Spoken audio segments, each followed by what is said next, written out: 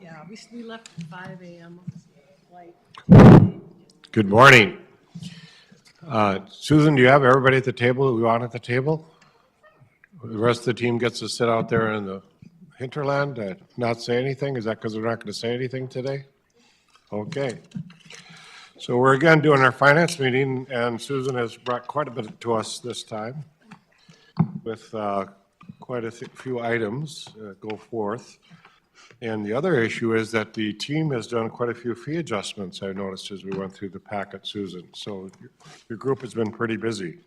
So we'll call the meeting, meeting to order. And Susan Thompson, you're on. All right, we will start with the standing items. Some of these I have presentation material, and some of them are just an update that I want to just share some information with you. So I think I skipped this unintentionally last time, and I didn't mean to, but we are working through our ERP transition. We've been making a lot of progress. We have a few things uploaded into the new system, so that was pretty exciting for all of us. Right now, we're working on data conversions, our chart of accounts. We're working through some challenges with them on the general ledger, purchasing module.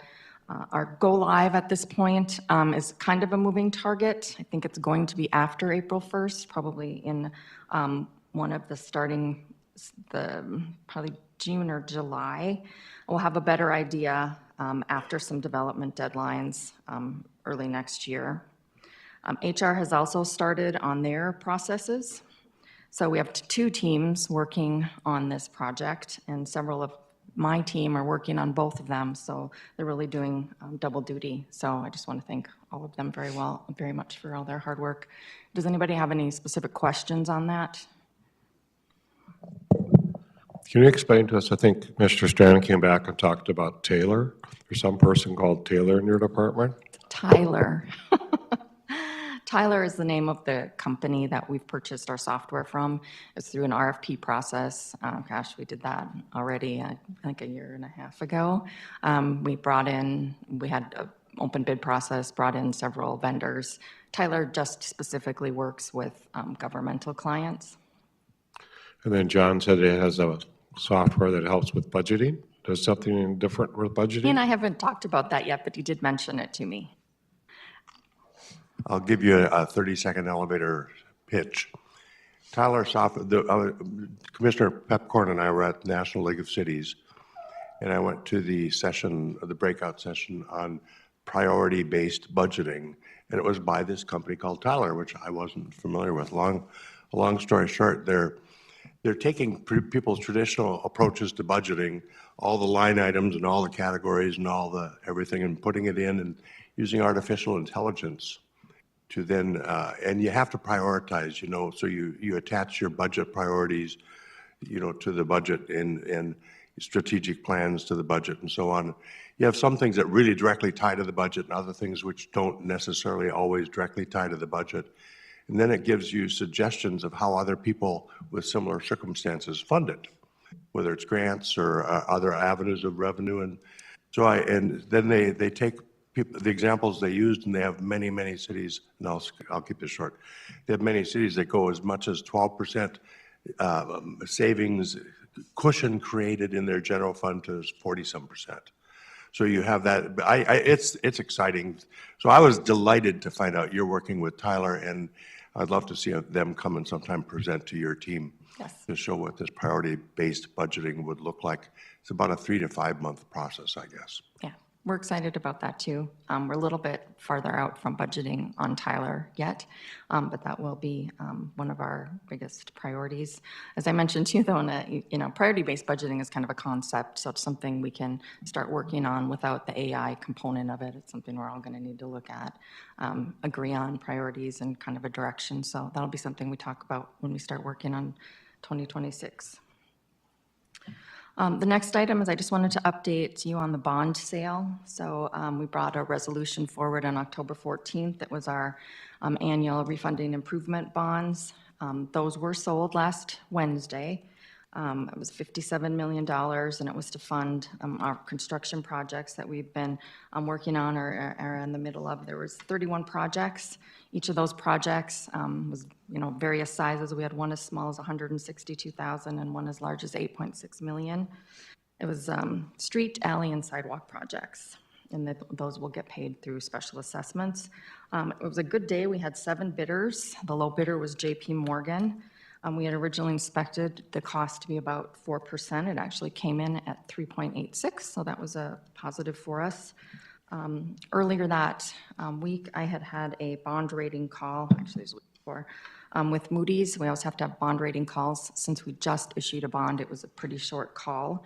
But because these refunding improvement bonds have the similar characteristics of a general obligation, they rated it the same as our issuer rating, which is the AA2, and the negative outlook did continue. It's only been 2 months. I wasn't expecting any change. And, they continued to discuss those 2 issues that we talked about. We need to work on our fund balance and maintain kind of steady debt levels. So that was the bond sale. 2026 budget development plans. We've had some initial internal meetings with our administrative budget team. We are talking through and kind of want your feedback on, as we move into this, how to involve the commission from the very beginning. We have finance meetings scheduled. Now, instead of quarterly, we're going to do them every other month. But as you can see, they get kind of filled up with other topics than just finance. So I'd like to propose that we meet in January and make it more of just a financial discussion, talk about kind of the big picture, where we are, what your priorities are, look at timelines for the budget. Anyone have any thoughts on that or suggestions? Excuse me, I certainly welcome earlier the better, and having more frequent meetings preparing for the 2026 budget. Thank you. Okay, then we'll look at a time in January that we can set some time aside just to talk about all things kind of finance. The next item that I just wanted to mention, that we're all aware, the public safety sales tax was approved. Just in case anyone had any questions, that tax is effective on April 1st. When you back into the remittance process and when we get our funding from the state, we will start seeing that cash in June for monthly filers and August for quarterly filers. So that, again, is something that you as a group will need to discuss how we move forward with that. I think Michael has sent out some invitations. We can maybe talk on an individual basis and get some ideas. I've been putting to paper, how I think it should best work from a financial standpoint, the fund flows. Then we'll need to talk about how it's actually gets spent. Next item is the financial review. So I think I've sent this one out on your packet this month as well. So this is year-to-date financials through October 31st. And for those of you looking in your packet, that's actually page 1. So our revenues are a little below budget, a couple major items. The same thing we've been seeing all year. For the taxes, that's a combination of property taxes and also the franchise fees. Property taxes, it's kind of an odd timing issue. We know when we get most of them, but then they kind of straggle through the months, so there's a bit of a timing issue. The bigger issue is the utility franchise fees. Last year was the first year we moved from 2 to 4, so I thought budgeting was pretty simple. You just double it. But we had a pretty mild spring and January and February, so franchise fees depend on the rates and how much, how high people have their heating set and that sort of thing. So just kind of started out under budget and never really increased. Number 3 is highway funds. Those are trending below budget. That's a state program. I don't have a real good answer for that. I kept thinking it would improve. It has not. But interest, of course, is a lot higher than we had budgeted. So that's making up some of the difference. And then with the expenses, those are also trending quite a bit below budget. A lot of that has to do with department vacancies. And then the mild winter helped us with our street repair budgets. So year-to-date, we're at about 2.5 million positive variance. Then the next slide is, this is back a month. It's our third quarter projections, and I think I put this in a commission packet, so you've already seen it. But I did want to put this up here at our meeting. Same comments on the differences. The only difference is I'm projecting basically a break even. We've talked on several occasions about the need to transfer money to transit, so that is one of the other items on the rest of my talking points, moving the surplus at the end of the year to the transit. So there's no change there. We're expecting to have a break even. Any questions on any of that? All right, then I also just threw in at the last minute the sales tax report. This one was through, the month collected was August. We had seen several months of negative, so I was happy to see this. As we've mentioned, there's really kind of no rhyme or reason to how they cut off their months. I think it depends on days of the month or when the month falls, end of the month falls in the calendar. So you have to kind of look at this like you look at the stock market over the long term. So, but we did see a positive 3.7, literally about 10 seconds after I sent this packet out. Steve Sprague sent the newest. It's still a positive, but it's dipped down to, I think it's 1.2, so there's still some year-to-date growth. Any questions on that? Okay, so the last item I wanted to talk about, I'm not asking for action at this meeting. We'll bring this forward at a city commission meeting. In fact, all the discussion topics today are just that. They're discussion topics so that we can make sure you feel like you have enough background to make decisions when information is brought to you at a city commission meeting. So these are two budget adjustments that I'd like to bring forward at the next commission meeting. The first one was one that I've talked about throughout the year and also during the budget process. So as we mentioned, due to several reasons, mostly my newness, we did not budget a transfer from the general fund to support transit for this year. We've made the correction for next year. That was a big part of the budget conversation for 25. But there is a surplus or a deficit in the general fund. So, or I'm sorry, in the transit fund, and we are projecting a surplus in the general fund. So I would like to request that we do a budget adjustment at the end of the year to transfer to fund the transit. I'm estimating that at $2.5 million. If it's more, I think it would be prudent to transfer all of that in there as much as we can. And then the second item that has come about, I have Nicole's at the table and she can help discuss this as well. But this was an initiative from several years back.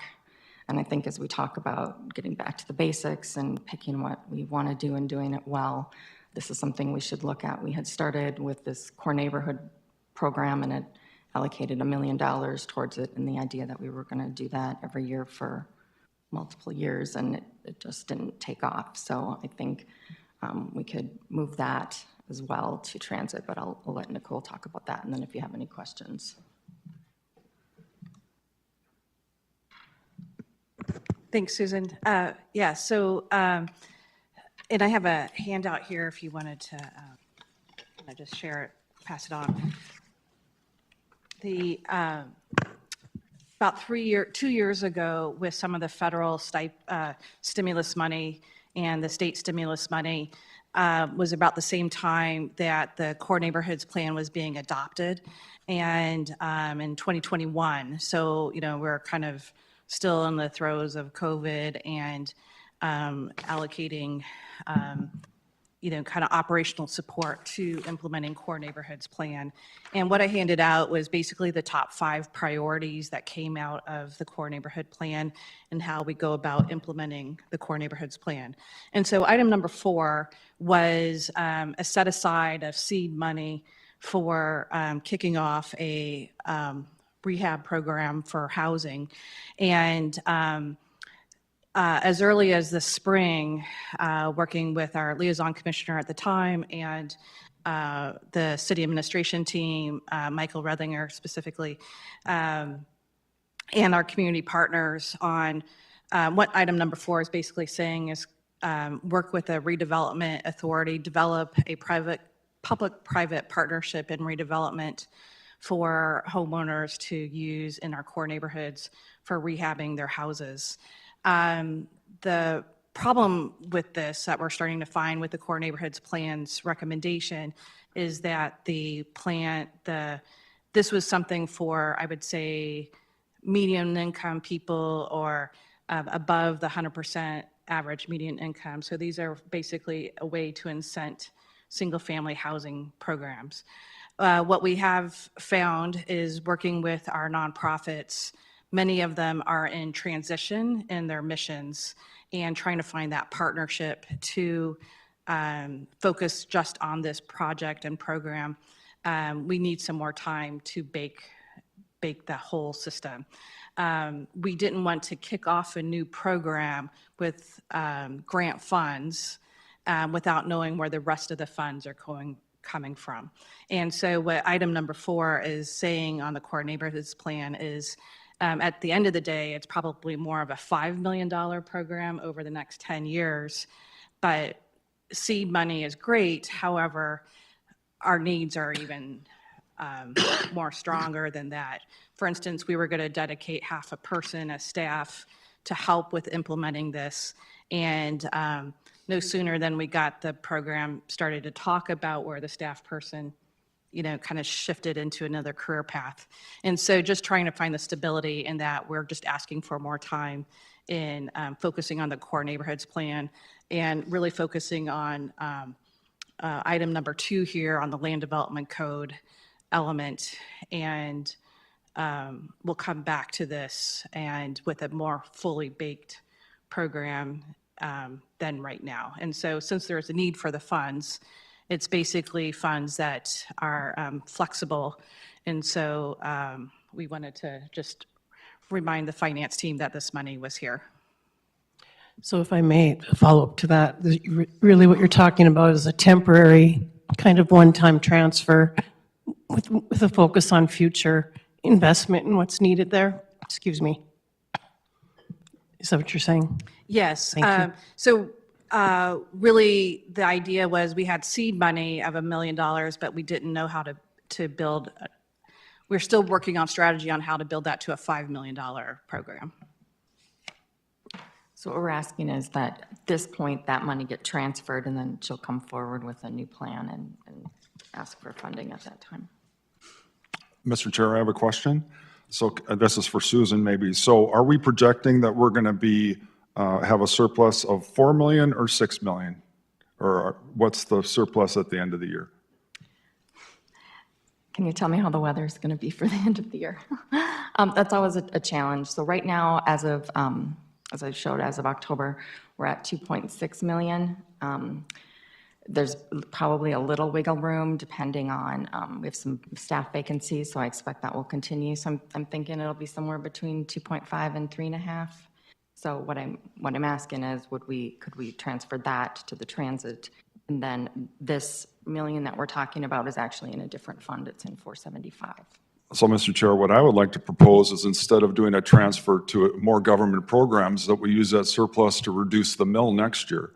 So we take 1 mill from the future budget, take some of this money that's a surplus, and actually give it to the taxpayers. I think that would be more appropriate. Thank you, Mr. Chair. Well, Ed, according to bond, don't you have to get some in your reserve fund? Is that part of the issue? Our challenge, and we can talk about that at the January meeting as well, is we really need to build up our reserve fund. So, while reducing tax mills and such is a great thought, and I hope that we can work towards that until we get our revenue or our surplus fund more comparable with other entities and more on the right side of what Moody's is looking for. I think that needs to be our priority. But we'd call it a reserve fund rather than surplus fund, because basically a reserve fund has to be built up for Moody's, right? It's a reserve fund, yes. Yes, but Moody's looks at the entire, they've changed their strategy a little bit. They used to just look at the general fund, but Moody's looks at all of our funds. So all of our funds across the board, our enterprise funds, our transit fund. And so that's part of the conversation I want to have in January. I kind of diagrammed out what the state of the finances look like and want to make sure that you can see all the complications that are involved in that. Part to Commissioner Pepcorn's comment is that you had increased revenue secondary to interest returns, right? In a sense, which we may not have this next year. So as we start looking at our budget, right? Right. I don't know where interest rates are headed, but you're not going to have the same amount of revenue. So as we form our budget, his comment is good. We'd like to try to decrease mills, but we need to have a look at the overall picture, which you'll have better January, February, March, right? Yes, I have started working on the 5-year projection. It's a pretty manual process. You know, our 30-year-old software doesn't have artificial intelligence or frankly even any reporting that supports that. I'm basically working on an Excel spreadsheet, but I think that gives us kind of a good picture. You know, we did benefit from interest right now, and part of that is as the fiscal agent, you know, we're caretaker for all the diversion funding. Because of that, you know, we benefit as well from higher interest rates. The diversion will be depleting most of that money next year as they continue their construction. So I think we can't count on those necessarily really high interest rates for us as well. Mr. Chair, could I ask also a follow-up question for the January meeting? Will you also be bringing back, excuse me, a reserve fund policy draft as part of that conversation? Yes, I'll bring a draft. It'll be interesting to have a conversation about that. It's difficult to even kind of look that far ahead when we're trying to kind of move back to the right side of that. But yes, we'll certainly bring some templates and we can talk through that.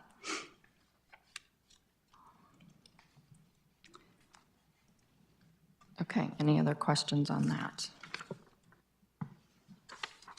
If not, we can move into the discussion topics. We don't have anything in particular planned for the transit. Julie is here. We can answer questions. I know all of you sat through the presentation on Friday. So since, you know, we had guests at that meeting and it was more geared at that meeting, we wanted to make sure that if you had any questions or we had some time to talk about the state of transit. So I've requested some transfers to kind of help shore up this year. Next year, we have a general fund transfer in the budget. However, it's not as much as the projected deficit for next year. So I think we'll need to talk through some strategies on that. Julie has been working with her team on some options for either reducing expenses or increasing revenue. The challenge right now is, as we know, the whole system is still trying to gel with our new large UZA. We just had the very first group meeting of we don't even have the name for it, the Metro Transit City Group. So, and the new revenue allocation formula is, you know, still conceptual. It hasn't been formally approved yet. So, you know, any changes we make to revenues and expenses trickle through this formula. So, you know, if we make a change, the city of Fargo is not necessarily going to see 100% because the formula kind of disseminates throughout West Fargo, Moorhead, and NDSU. So. A couple things, though, we do, as one of the suggestions at the meeting on Friday was to talk to the League of Cities, and I do have a meeting set up with them. We're going to talk to them next week and try to see if, you know, I guess I'm looking at your suggestions. Would you think that we should marry up with an existing or already proposed transit bill, or should we look at doing something that's more standalone for urban large providers? Those are kind of some of the questions, at least we want to start with League of Cities.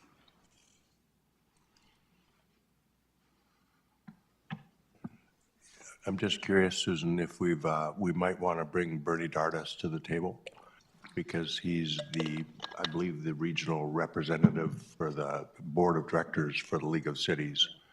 So it'd be good to preempt that maybe with him proactively and make sure he's aware. And of course, transit affects West Fargo too.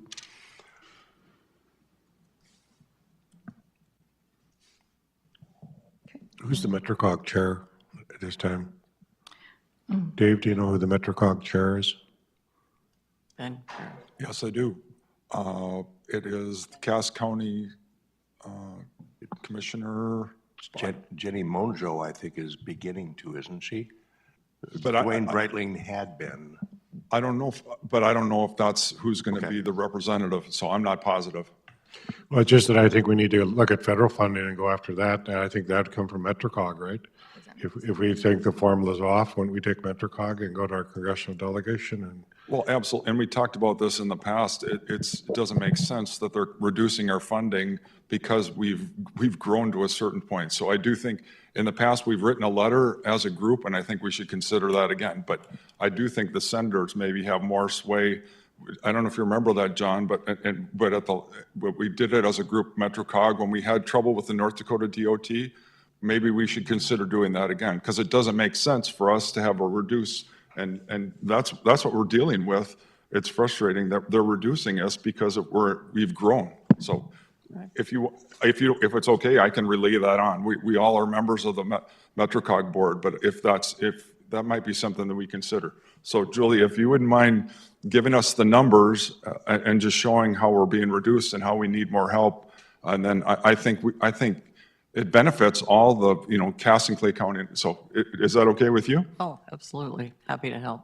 so Senator Kramer's office has been contacted, as well as Hoven's office, but I think they need hard firm numbers. And when we first talked to Hoven, or to Kramer's office, it was 3 to 4 million. It almost seems like it's waffling to 5 million. We're also going to the state for some money. And I think we have to, what I learned last Friday is we need to write a bill. We have to work with National League of Cities and write some type of bill, whether it's changing the formula or asking for urban help, and then work with National League of Cities and maybe Minot, the 4 different cities working together to get a formula change in the state. So it almost looks like we look at both entities to see if we can pump some money into it. Because your point, Dave, if we want to save taxpayers money, we got to get money into transit because it's killing us. It's $3.5 million this last year. It could be $4 or $5 million next year. I can't drop a mill. I'm going up in cost for transit. So can we, I just think that's a high priority. If anything comes out of today's meeting, I think we have to have a bill in front of the legislative body before January 1st. We have to draft it, get it ready for them, and find our champions in it. But I think, Dave, it's five in each, right? 5 from the feds and 5 from state. Yeah, But Mr. Chair, I guess that's my question for the group. Where are we going to target the federal government for additional funding or the state of North Dakota, Minnesota? And I think you need to decide, because and also the amount of money that we're going to shoot for. Because I think as a group, does that make sense to you, Julie? Because I do think the state of North Dakota should be helping, but it might be that the federal government can help too, because they're the ones they're the ones that reduced our pay, to summarize it. Wouldn't you say that's correct? So anyway, go ahead. That is Mr. Ch- accurate, Commissioner. Excuse me. I was just going to add to that, Commissioner Pepcorn, that I think we need to ask both, and we need to be strategic in how we do it. But based on some of the feedback we got Friday at the legislative discussion, I think it's also really important that we frame this as a workforce issue. I think some of that's getting lost when we think about general population, not just focusing on elderly and disabled ridership, but also really the general population, and the need for this truly is a workforce issue. Yes, and that's also part of why we started talking with Bismarck and Minot and Grand Forks, because it's not just a Fargo issue, it's the large urban issues. We need their support. And that was part of the comment about why, we're kind of, these large populations are where all the small town people migrate when they need services. So we want to make sure we're reaching some of the rural legislators as well, so they can understand our message. I hope y'all all heard it. I think we had it in the literature like 4 or 5 times, but it was just surprising to me that there's no money, there's no funding for general ridership. And that's just it's just killing all of the large cities. We're all having the same issues, so. Okay, we'll continue to work through that and continue to report to you on that. Okay, so the next item, I'm going to have, Brenda's going to start out on this, and then Sean is here to explain as well. Well, good morning. So this is kind of a new process we haven't done in the past. So typically, as different departments have needed to increase their fees, you guys might see month after month, meeting after meeting of different departments coming together, coming up to you, looking at increasing fees. This year's part of the budget, we had everyone evaluating where their fees are and if we needed to look at an increase, and trying to kind of bucket that together so you guys can get that big strategic picture of how many fees are getting increased and kind of keep your arms around what's happening. Most of these fees we have already discussed. There is one we wanted to take some time to discuss, and that is an increase to our daycare inspection fee. And originally, we had discussed not moving this increase forward due to the concern that we've had with daycare availability. But with the added demand that we're seeing to confirm at-home daycare license, and right now the fee is only $10, we thought it really garnered some discussion with leadership on what that should look like. And so I'm going to ask Sean just to kind of talk about, as he started talking about what it takes through our inspections to do the confirmation of at-home licensed daycares. There's a lot of work that goes along with that. So Sean, if you could talk a little bit about that. Yeah, thank you, Brenda. So it's kind of important to understand our process for each at-home daycare when we're doing our inspections, our investigations and things like that. So the way it starts is somebody applies for an at-home daycare. And generally, we don't see any kind of fees or anything collected until the end when they get a certificate of occupancy saying they can have so many children in this daycare. So what it is we have to confirm that where they're living, confirm they are who they are, and also make sure that if it's, say, a rental property, the owner of that rental property is okay with them doing a daycare. We have run into it a few times where they're in a large apartment building and stuff, and we get in there and the property managers, the owners don't know that they're doing a daycare, and they don't want the daycare in there because it has some added things to their insurance, I guess. So we investigate and make sure that there's no, that they are saying who they are, that they're telling us where they actually live, because we do have quite a few applicants that will apply for multiple areas, multiple places, and they're not actually living in these places. One of the stipulations is they have to actually physically live there.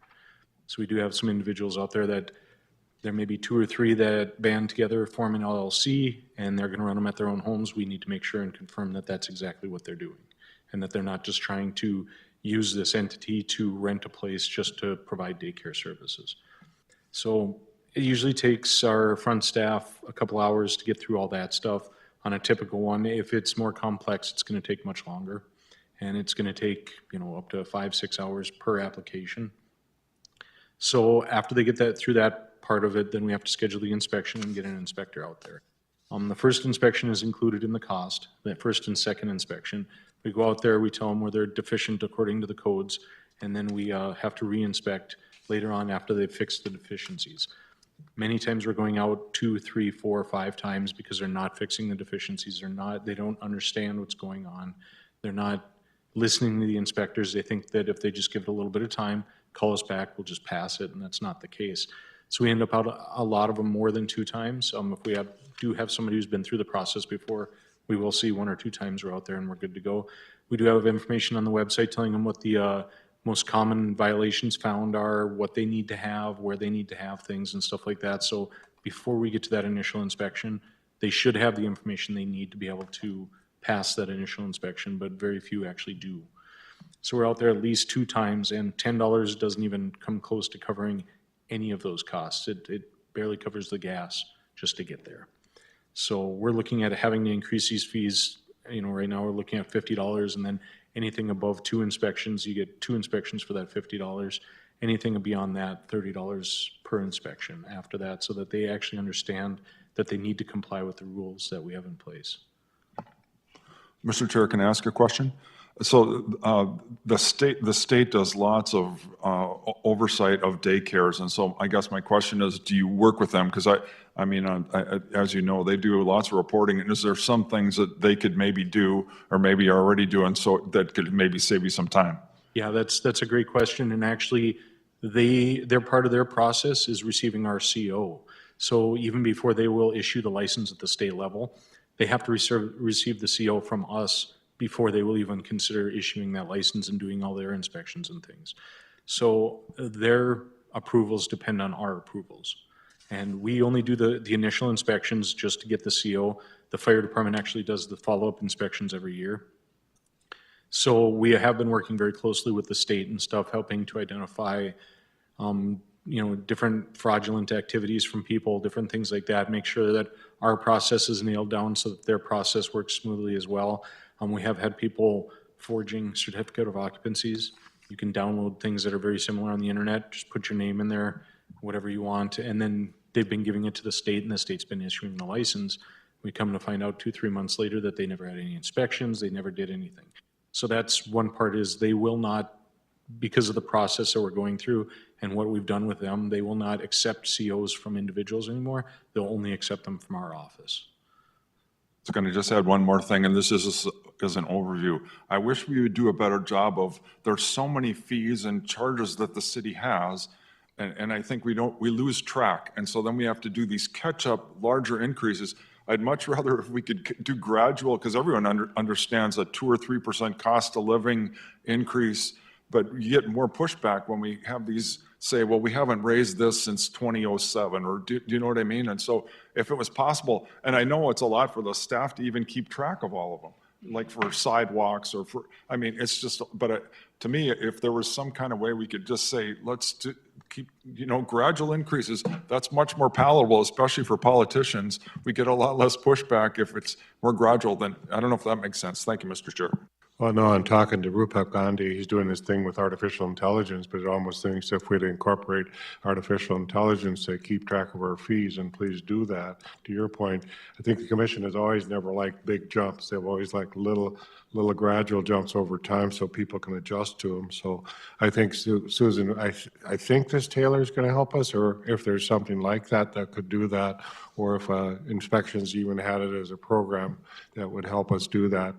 But to be sure, it would be nice if we had a look back every 3-4 years that we were always doing that. That's going to be part of our, as we talked about with our budget strategy. We need to make sure that whatever we're charging is covering our costs. We don't want to be the high costs, but we don't want to also be undercharging and not covering the cost of our services. So we have decided, we'll be looking at those at least every 3 to 5 years, depending on what it is and how significant.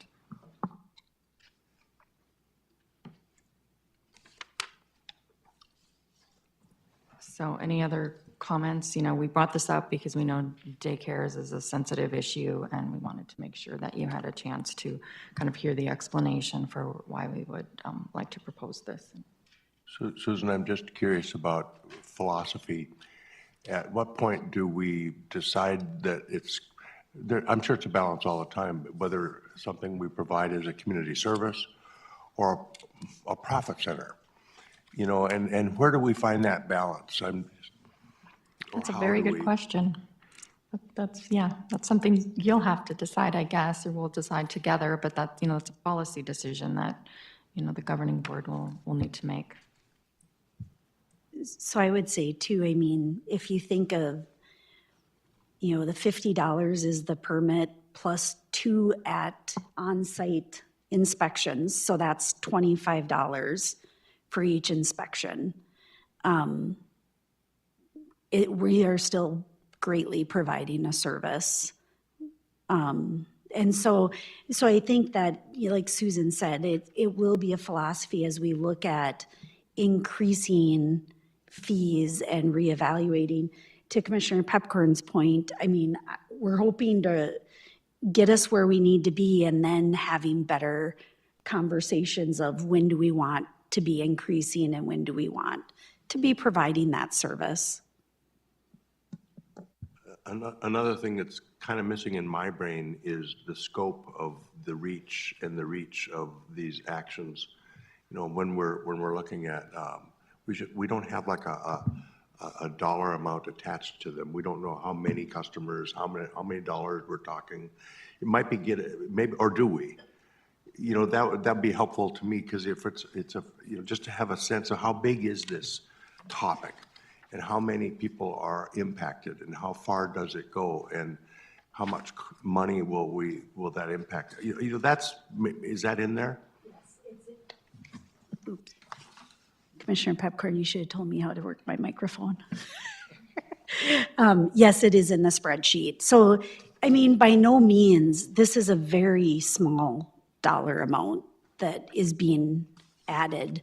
I think it's a total annual of about $2,400 annually. So, I mean, this is not. You're talking the daycare one. The daycare one. Yeah. And each one has kind of a spreadsheet attached with it in the packet, so. We're not seeing the spreadsheet. Can you just reference which page? Yeah, so one, like the stormwater one page- is on page 22, Daycare's on page 17. daycare's on page 17. Page 24 is the Fargo Cast Public Health.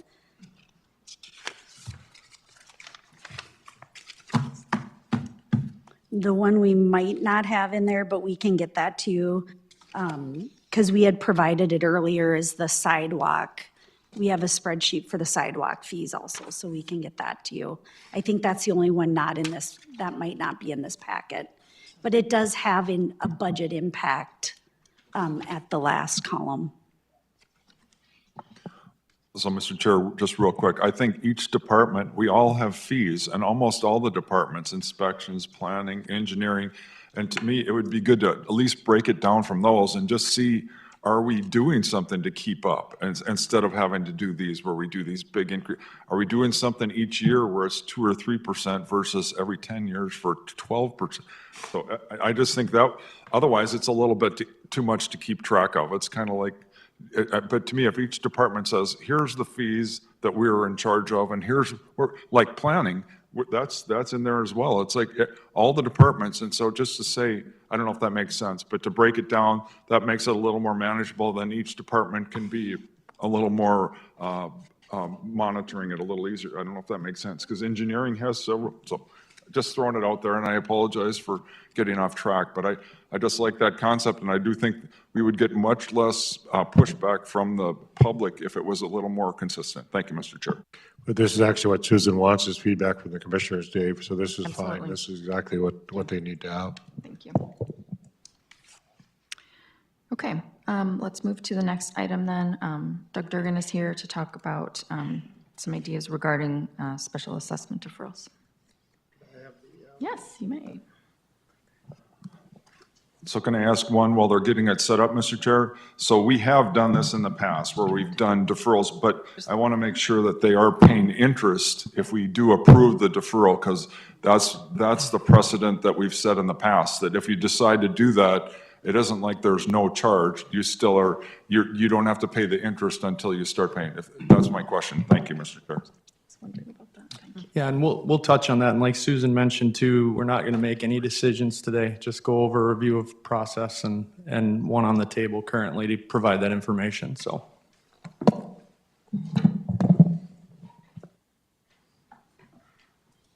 right, well, thanks, everyone. So we'll get started. So just kind of a brief overview here. I'm going to give you an update on our special assessment deferral process because I think it's time for that. And along with that update, we do have a deferral request on the table that I wanted to provide that information for you from Enclave Properties. And again, like Susan said, we're not doing any decision today. The Enclave decision would end up on the City Commission agenda on December 9th. So just a little bit of background and to give some general information as we get started here. What is a special assessment deferral? Our special assessment deferral is where that city allows the property owner to postpone the payment of the annual special assessments. And we do that by agreement. And that agreement has different terms and conditions with them for each property owner. So what has been our process to consider deferral? So historically, these deferral requests have been handled by the Special Assessment Division of Engineering.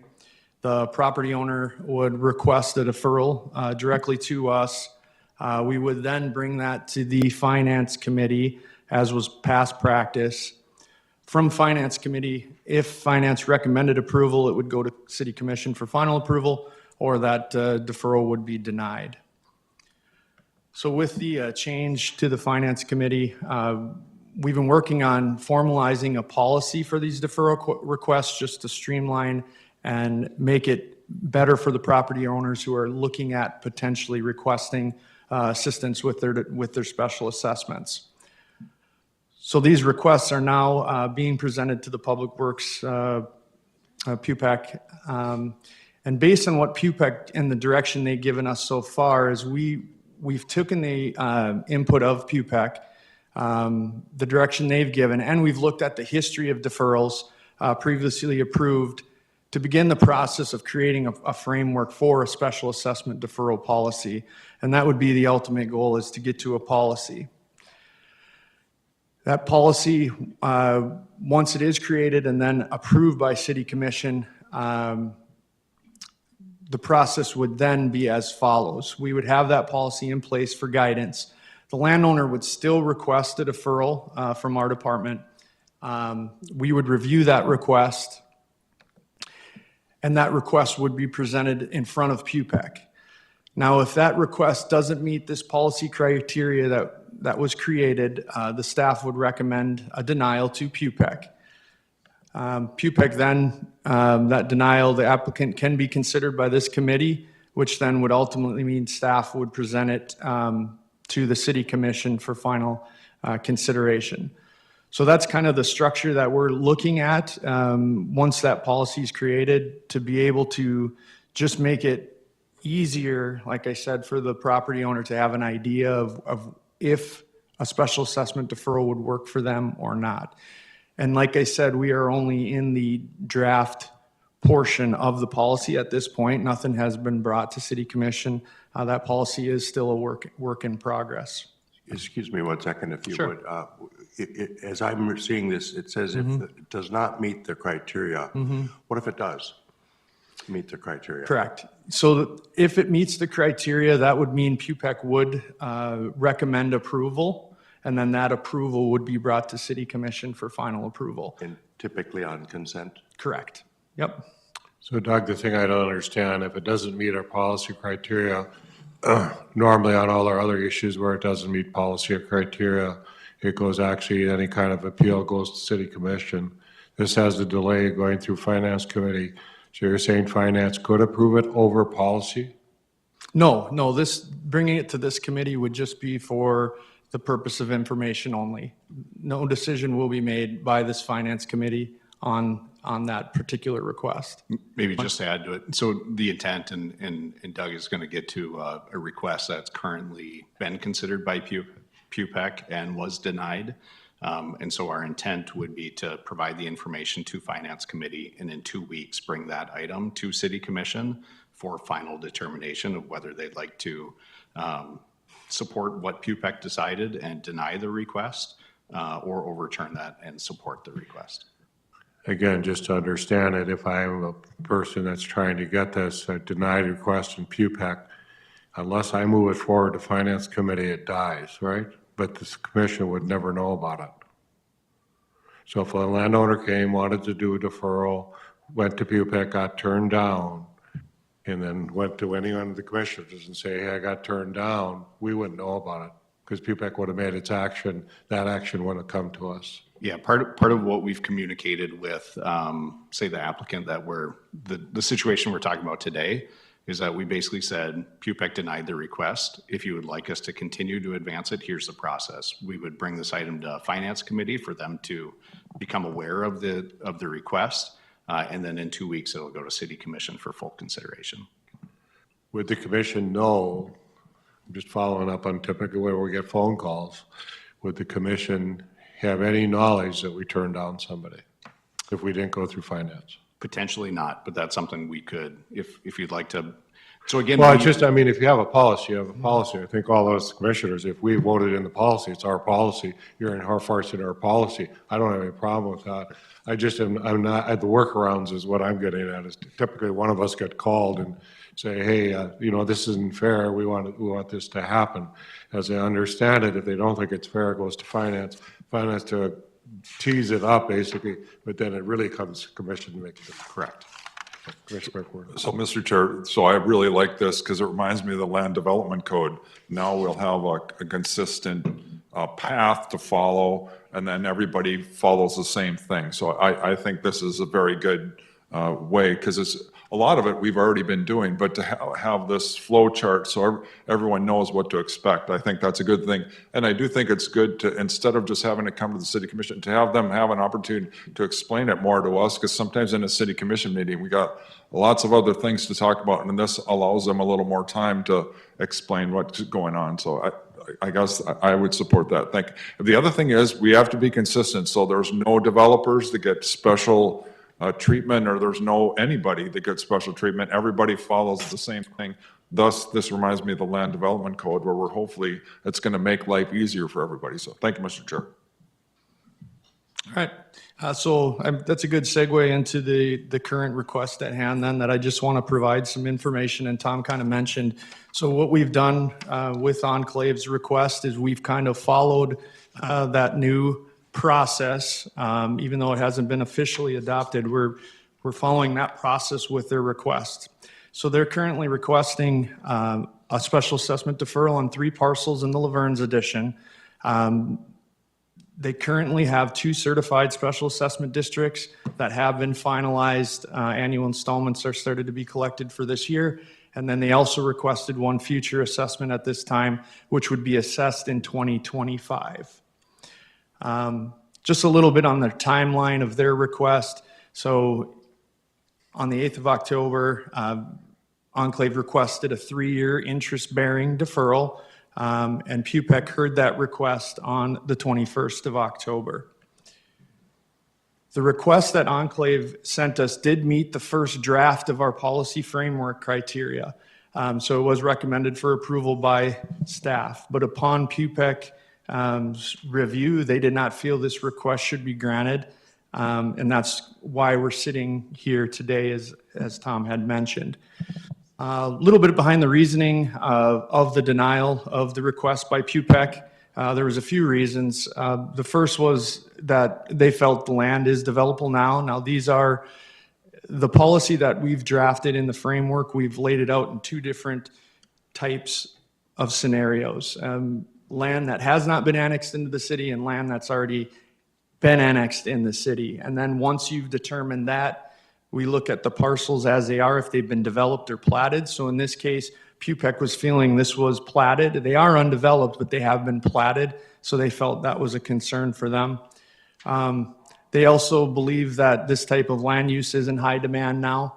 That was one of their reasons.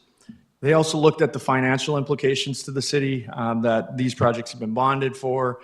As you know, we make those payments then on the deferral period for any of those bonded projects.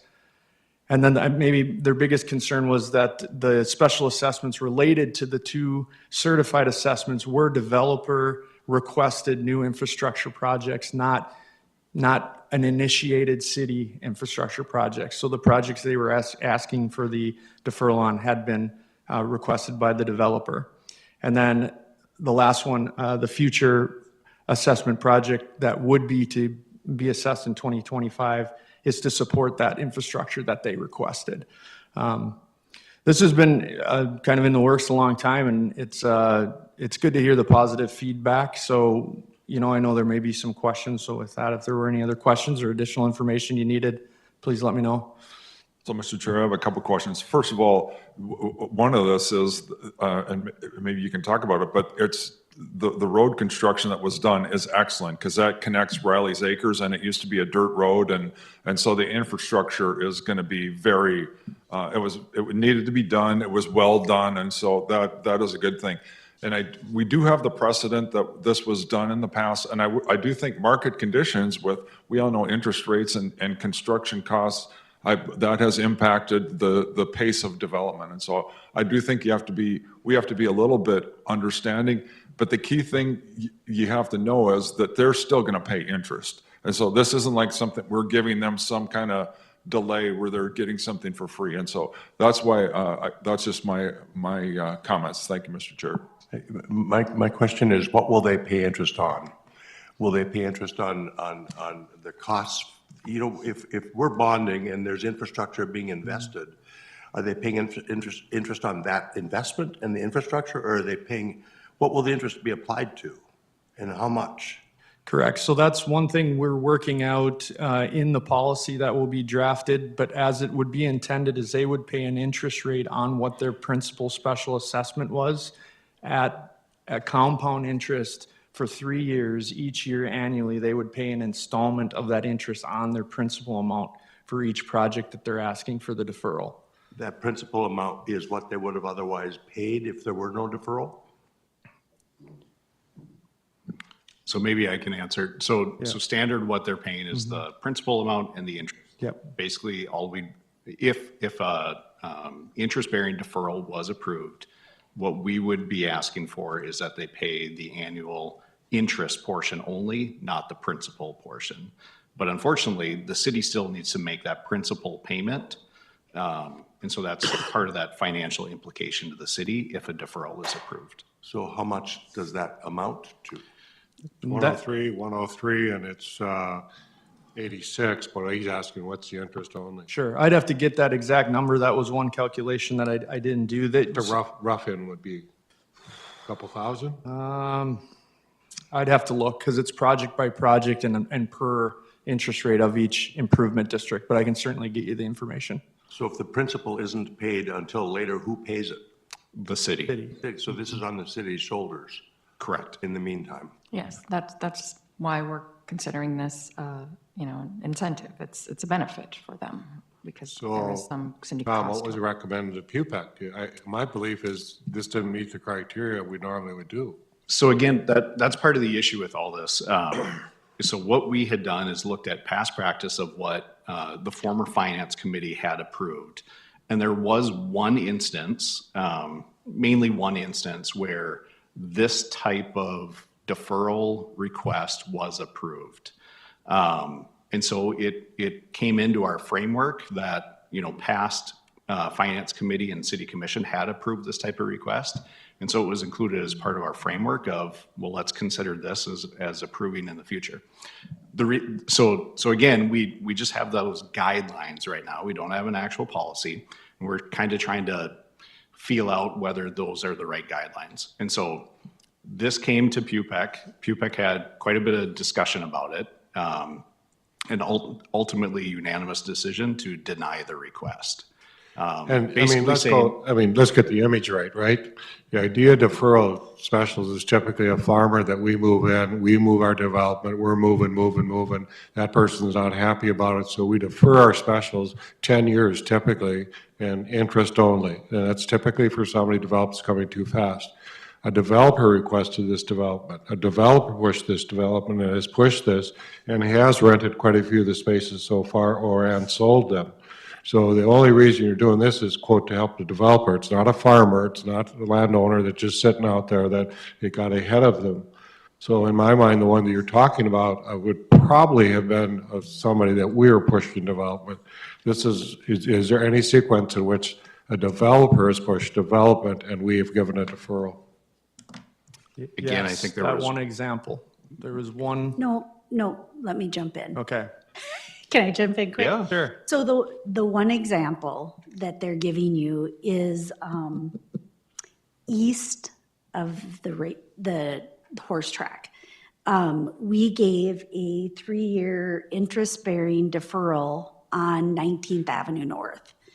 And I think the reason behind that was, we put in a 5-lane roadway Yes. to support Mid-America Steel and all those things. And so I think when they came to you, you felt, well, we pushed the arterial. And that's the only 3-year that you did is on that property. That's the right one, isn't it? Correct. Yep. Okay. And so, but your reasoning behind it was that we pushed a much bigger roadway to support Mid-America Steel and the development. And so that was the basis of that one. So we're no action item here, Susan, right? We're just for information, so the commission gets But to we can think have about this it, get good information. conversation. But I would take from you, Tom, PUPEC did not recommend this. Correct. Okay, thank you. We need to get through Tom's stuff, I think, if we're going to. Thank you. Thank you, Doug. Congratulations on your new job, too. Thank you.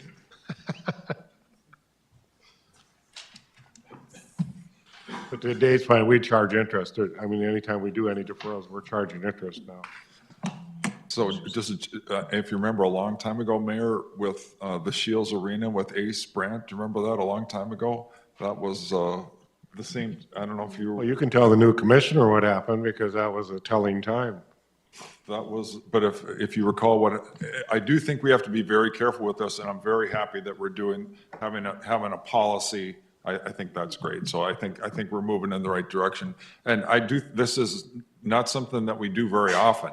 I mean, this is something it's only on special exceptions, but I think these are legit. So thank you, Mr. Chair. So it's referencing that Ace Brandt was trying to do his development there in that south side of Fargo, and he got ahead of himself, and the development didn't come as fast as he wanted.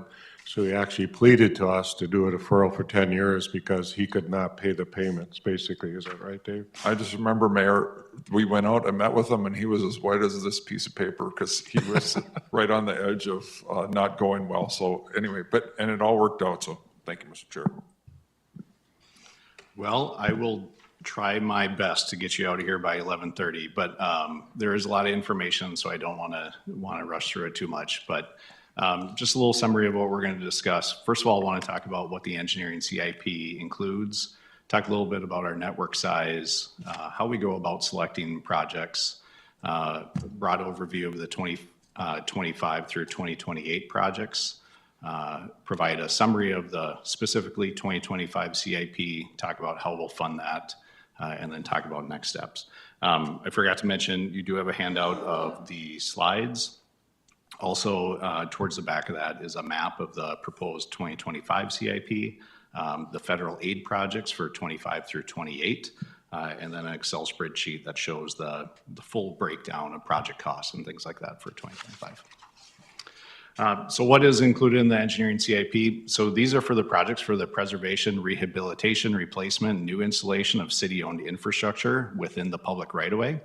And so it includes various water main components, sewer components, storm sewer, things like street lighting, traffic signals, pavement marking, asphalt pavement, concrete pavement, but also bridges, retaining walls, box culverts, shared use paths, and levees and flood walls to name most of the items.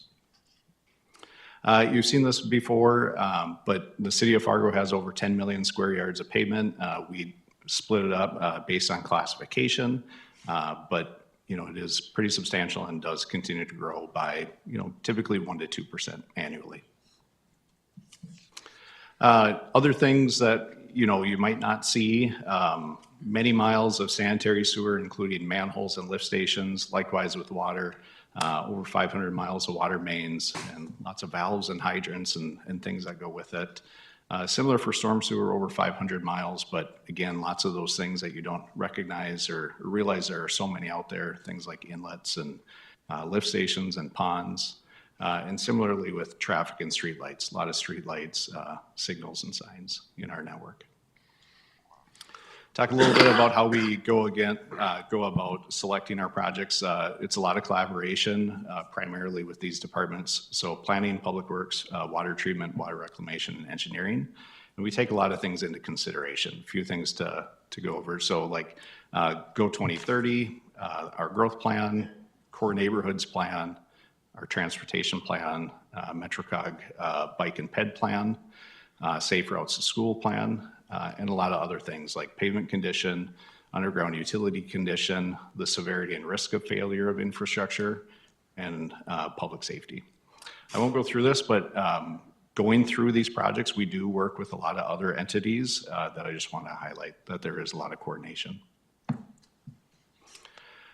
We primarily break down our CAP into these 6 different kind of buckets.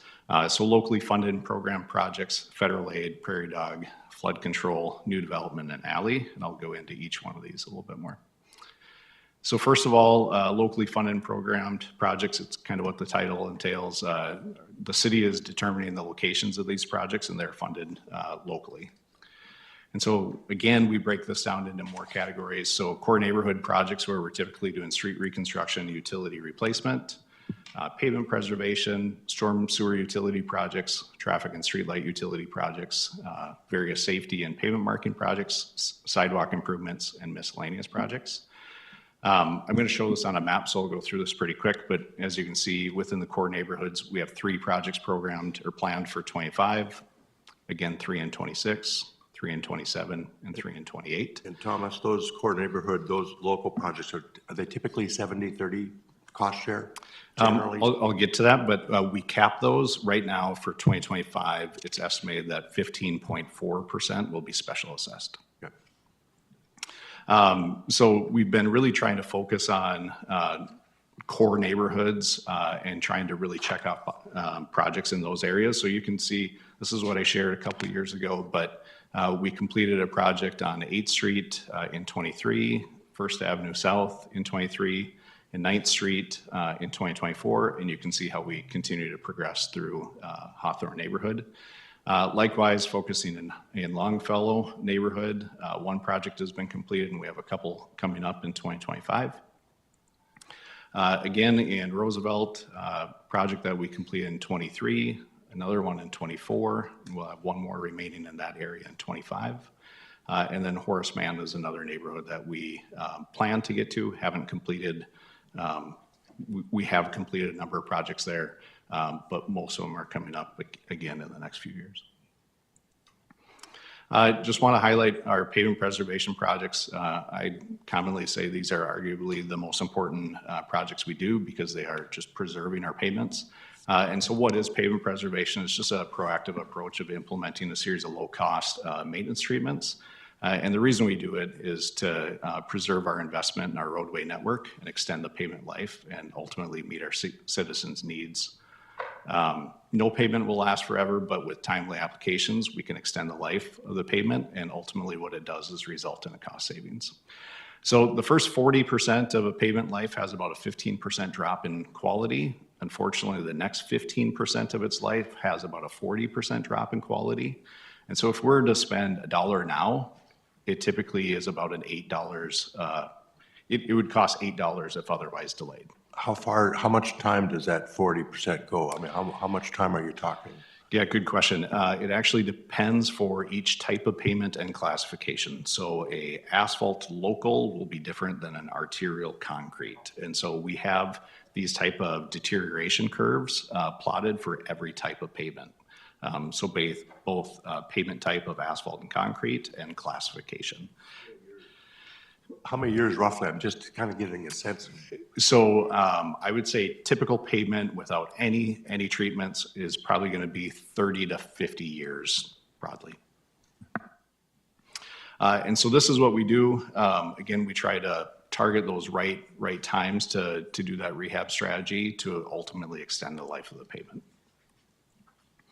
So the types of things that we do to preserve the pavement each year are things like asphalt crack seal, seal coat, mill and overlays, and concrete spot repairs. And those are specific to pavement preservation. A lot of what we do in our CAP is just for the maintenance and preservation of all of our infrastructure. And so, specifically talked about pavement, but there's a lot of other things we do. So in our storm sewer utility projects, things like lining and outfalls and repairing inlets and manholes, but rehabbing and replacing lift stations. Similar for streetlight and traffic utility, we're rehabbing and replacing that infrastructure annually. Updating pavement markings, doing sidewalk projects throughout the city, and then there ends up being miscellaneous water and sewer rehab and replacement annually. Thomas, just a really quick interjection from the National League of Cities. One of the most practical applications people are talking about is using AI to like find potholes and track potholes and repairs in the streets. And I don't know how they're all doing it, but the results are pretty quantifiable. Yeah, like you mentioned, that's kind of a growing trend of utilizing, so video can be captured while doing pavement condition assessment. AI is being used more for that, but it can also identify assets throughout that network. And so it's becoming, where 2-3 years ago we weren't really talking about it, it's becoming pretty normal at this point. Also want to highlight safety improvements that we work on. You know, in addition to federal funds, there are some that we do program locally. Things like safe routes to school improvements, negative left offset turn lane improvements, various signal improvements, lighting improvements, signage and striping. So next category, we'll talk about federal aid projects. It really depends on where the federal funds are coming from, but we typically have some say in these projects, and they're nearly always at least partially locally funded. So again, number of categories that we talk about here could be things like arterial reconstructions, pavement rehabilitation, shared use paths, bridges, and safety improvements. So you can see here there are a number of projects. Again, I'm going to go to a map which I think helps illustrate it a little bit better. So here on the north side, you can see there's a few points of reference there. So the first project we'll look at on the north side is a reconstruction of Main Avenue from 25th to University in 2026. Also have program First Avenue North from 10th Street to 3rd Street here downtown. On the south side of town, this is a project that's been bid and awarded already, reconstruction of 32nd Avenue South from 22nd to 15th Street. We'll have another extension of that in 2026. We've shown some pictures of the lift station outfall that's being replaced. That ties into all of this work. In 2020, it's 2026 federal aid dollars, but we'll be reconstructing 17th Avenue South from 25th to University in 2027, right by South High. We also have some pavement, so those were the reconstruction projects that I highlighted. Next, we have a pavement rehabilitation project. So that's on Main Avenue from 45th Street to 25th Street. So take care of broken panels, ADA concerns, all things like that throughout that 2-mile corridor. Also have a number of shared use paths. You've heard us talk about a lot of these projects before, but highlight a few of those. Again, we'll be looking for approval from City Commission on this one soon. So this is in North Fargo near the VA. Another project on the north side in 27 near the water reclamation facility ties into the project that we just did this year. On the south side, again, this project was just awarded, will hopefully be awarded on the consent agenda by City Commission tonight. This is an extension of that corridor along River Drive in South Fargo. Another one, Drain 27 crossing just west of Rose Creek. And then we do also have a couple bridge projects. So one to highlight is a deck rehab near Mills Fleet Farm is the best description there. And then 27, a pedestrian bridge that we've partnered with the city of Moorhead on, which would create a crossing over the Red River near Bluestem. Then we do also have some safety improvements. So we're using some federal aid for adaptive traffic signal corridor, which would be on 45th Street through the majority of our city. And then also as I mentioned, that negative offset left turn lane. You can kind of see it in this image here. This is actually the intersection where we'll be doing it. So we're right by the Fargo Dome looking east down 19th Avenue. And as you can see, those the way that the turn lanes, the left turn lanes are lined up, it limits a person's ability to see on that flashing yellow arrow. And so what happens is that we shift one of those lanes over so that it creates better sight lines and ultimately reduces crashes. So that's what I'm talking about when you hear me talk about a removal of a negative offset left turn lane. So, and again, that's that location. Next category, prairie dog projects. These are projects where the city determines the location and are possible only with prairie dog funds. Just a little summary again of what prairie dog funds are. They're allocated by the state and come from oil production, cannot be used for debt repayment, and cannot be used for routine maintenance or repairs, must be utilized for essential infrastructure as they outline in the bill. This actually just got updated this morning, so great news. What we look at is all these buckets need to fill until these last two that I have boxed here. These are the ones that we really care about because this is what creates the funding for us. So the first bucket just filled, and so that comes with a $2.5 million allocation to the city of Fargo. It looks like the second bucket, if it keeps trending the way we have, is likely to fill in January. And that's about a $21.5 million allocation to the city. And so what we would do is we'd plan to use those 23 through 25 biennium funds in our 25 CIP and 2026 CIP.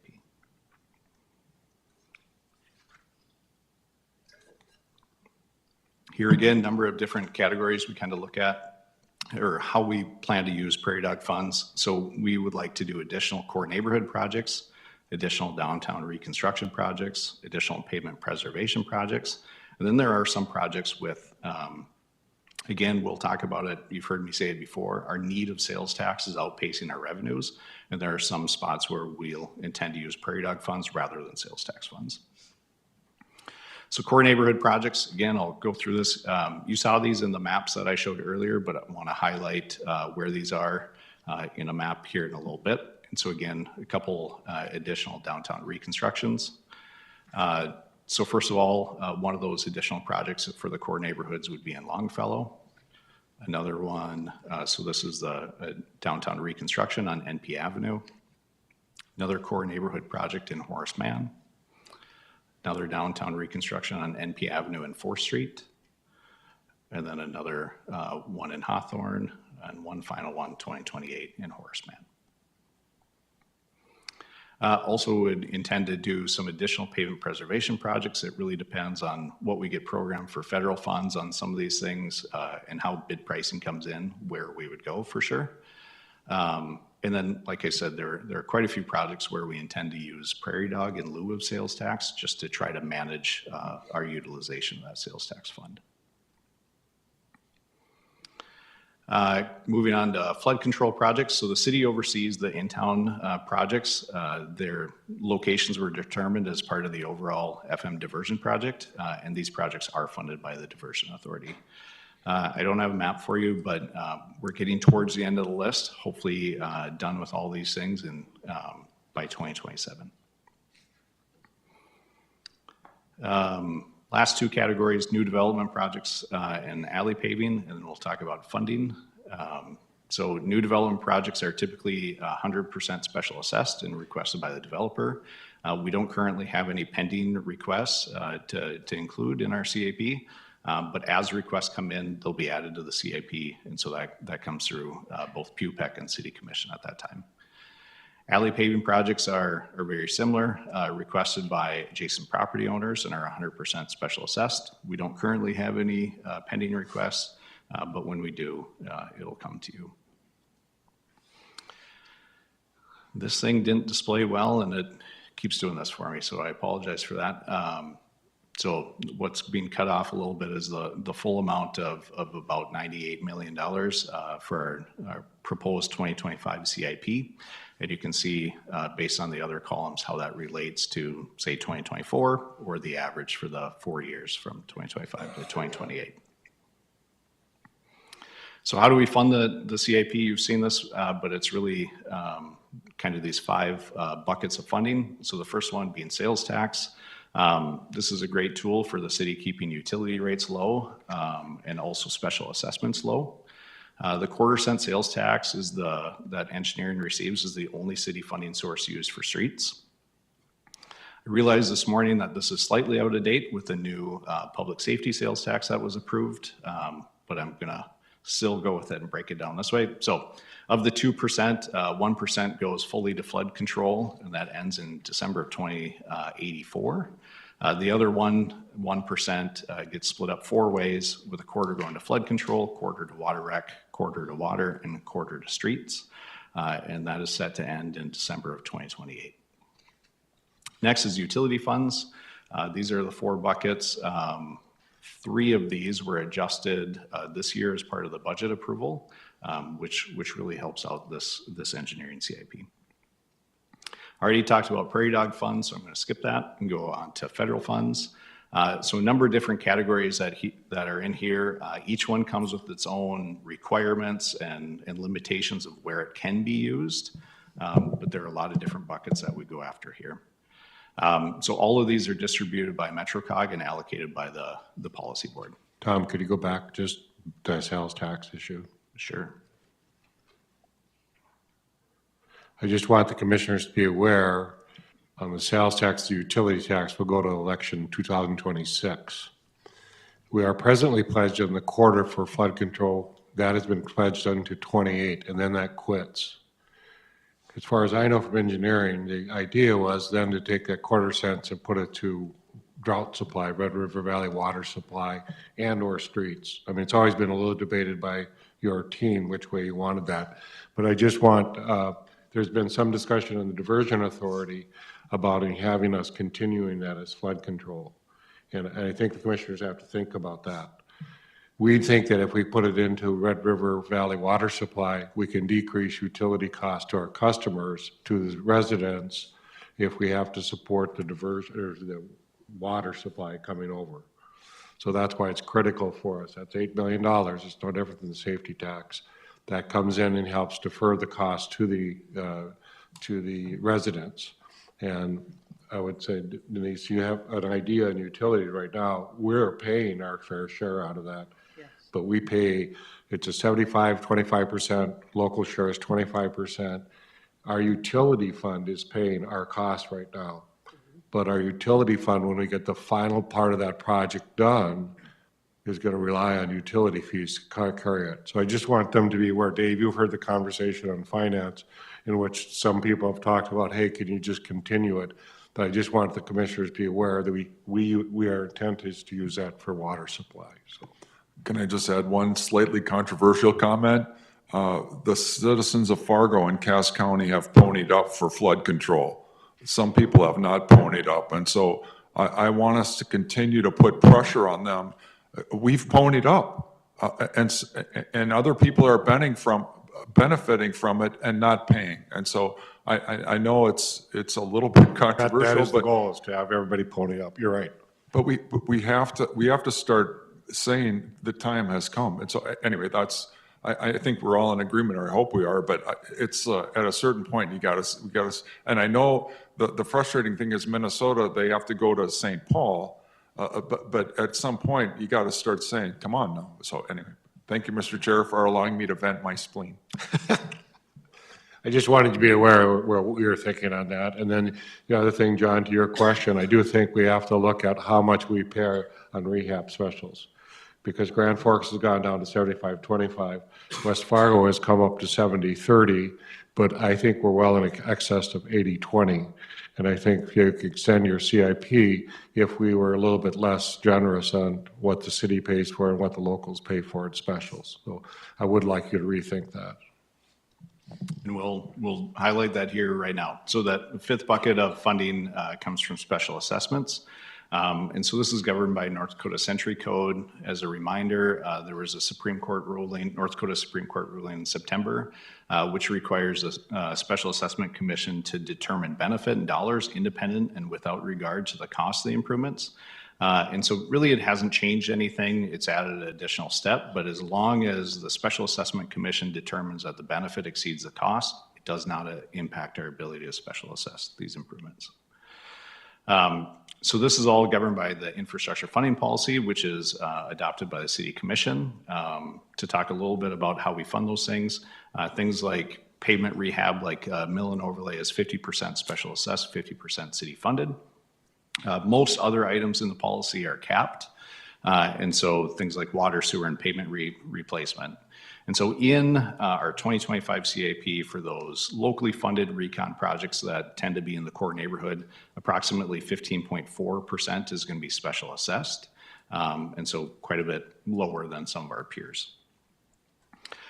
Real briefly, what are special assessment caps? It's just a way in which we limit the maximum amount of property pays for an improvement. and it really allows for predictable amounts to be communicated to property owners, and then it ensures equity amongst all property owners by maintaining that cap system. I am proposing a change. It kind of goes to Commissioner Pepcorn's comment earlier, talking about fees. And so currently there is a stipulation in this policy that caps increase 2% annually. I am proposing that it moves to 5% annually. And the reason why is, as a reminder, we talked about this quite a bit last year, but since 2008 to 2022, the average rate of construction inflation was about 7.2%. So we're not getting fully to that, but trying to get closer to that. So again, like I just said, in 2025, we're going to be at about 15.4%. If we kept with the 2% increase, that would reduce down to about 15.1 in 2026 projects. But with a 5% increase those caps, it would kind of stay close to that 15.5. Certainly not getting us to that 20%, 30%. That would take a pretty significant jump.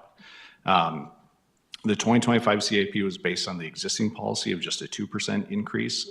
And so if this was approved by City Commission, it wouldn't impact any projects until the 2026 CIP. So overall, here's how you can see there's really no dominating funding source. But just to highlight, special assessments do pay about 20% of the overall CIP, specifically looking at 2025. I do want to highlight this. The mayor brought up our sales tax. Looking at how much work I feel that the city needs to do to maintain our infrastructure. Unfortunately, the needs, the orange bars there, continue to outpace our revenues for sales tax. And so then you can see the green bars here, that's the resulting balance. You can see that's being diminished. This picture looks better than it did a year ago, and part of the reason our construction inflation has slowed down a little bit. In 26, 27, 28, this assumes a 5% increase annually to special assessments. And then the utility rate increases that City Commission approved this year also help with this. So this was showing, a year ago, was showing a negative balance in 2028. But I'll just put the plug in for engineering. There is a need for sales tax extension and consideration of that flood quarter cent. So someday, back to that slide, someday I would like to see a slide that would show what this would look like if we didn't have caps on our sales taxes. And I know that's a topic that's out there that it's just hard to get our arms around. And if a lot of people don't know we have a cap on sales tax. So luxury items, big ticket items don't pay sales tax the same as everybody else. The first portions of everybody's purchases pay sales taxes. And I'd be just curious what it would look like. And I heard a few years back that just for the diversion, it would be $1 million a year additional revenue. But it would take a vote of the public to modify every sales tax to remove that cap. But it's just a topic out there. And I know, Michael, we've met with Eric Johnson about it. And did you get a sense that we could go forward even ever on that topic? Yeah, Mayor and Commissioners and Commissioner Strand, there is a discussion to be had, but it's a complicated path, to be candid, because it potentially could reopen previous authorities granted to some of the previous sales taxes. So there was just some limitations to reopening what had already been approved, but prospectively, future ballots, future initiatives could be more open.